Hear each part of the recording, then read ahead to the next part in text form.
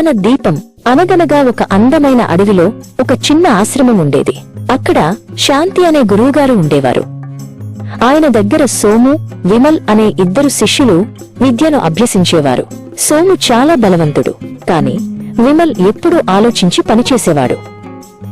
ఒకరోజు గురువుగారు ఆ ఇద్దరు శిష్యులను తన దగ్గరకు పిలిచారు. వారిద్దరికీ ఒక్కొక్కరికి ఒక చిన్న నాణెమిచ్చారు. పిల్లలారా, ఈ డబ్బుతో మీరు ఏదైనా వస్తువును కొని ఈ గదిని పూర్తిగా నింపాలి అని చెప్పారు. గురువుగారు పక్కనే ఉన్న ఒక ఖాళీ గదిని చూపించారు.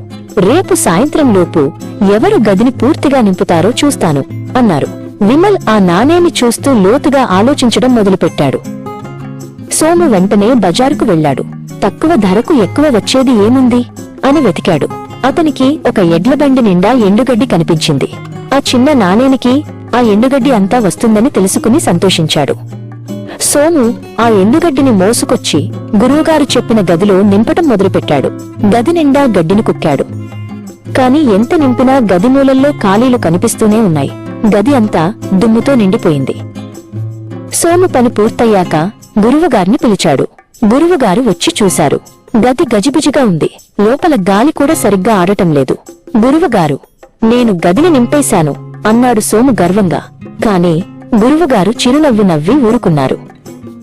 ఇక విమల్ వంతు వచ్చింది. విమల్ బజారుకు వెళ్లి ఒక చిన్న మట్టి ప్రమిదను, కొంచెం నూనెను, వత్తిని కొనుక్కున్నాడు. తన దగ్గర ఉన్న నాణంలో ఇంకా చాలా డబ్బు మిగిలిపోయింది. అతను నిశ్శబ్దంగా గదిలోకి వెళ్లాడు. సాయంత్రం చీకటి పడుతుండగా విమల్ ఆ ఖాళీ గది మధ్యలో దీపాన్ని ఉంచి వెలిగించాడు. చూస్తుండగానే ఆ చిన్న దీపం నుండి వచ్చిన వెలుగు గదిలోని ప్రతి మూలకు వ్యాపించింది. గదిలో ఎక్కడా చీకటి అన్నదే లేదు. గురువుగారు విమల్ వెలిగించిన గదిలోకి వచ్చారు. ఆ వెలుగులో గది అంతా ప్రశాంతంగా, అందంగా కనిపిస్తోంది. శభాష్ విమల్, నువ్వు చాలా తక్కువ ఖర్చుతో, ఎంతో వివేకంతో గదిని నింపావు అని మెచ్చుకున్నారు.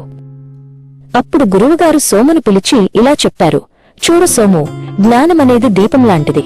అది మన మనసులోని చీకటిని తొలగించి వెలుగుతో నింపుతుంది. తెలివితేటలు ఉంటే ఎంతటి కష్టమైన పనినైనా సులభంగా చేయవచ్చు.